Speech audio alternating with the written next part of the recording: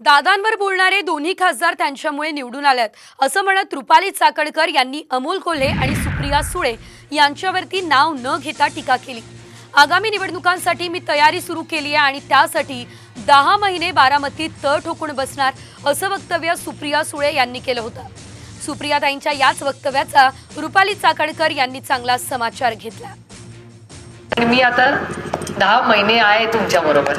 पुढचे काही दिवस आपल्याला सगळ्यांना ज्या काही घटना झाल्या त्या लोकांपर्यंत पोहोचवण्यासाठी आपल्याला सगळ्यांना आपल्या शेताचे मतदारसंघात सगळ्याच मतदारसंघात फिरावं लागणार आहे आणि पुढची भारताची 5 वर्ष कशी असतील याच्यासाठी आपले पुढचे काही महिने फार महत्त्वाचे असणार। जे खासदार दादांबद्दल बोलतात त्यांना दादांनी विशेष म्हणजे दोन्ही खासदारांना दादांनीच निवडून आणलेलं आहे। भावनिक राजकारण आता संपलेलं आहे। महाराष्ट्राच्या जनतेला विकासाचं राजकारण हवंय।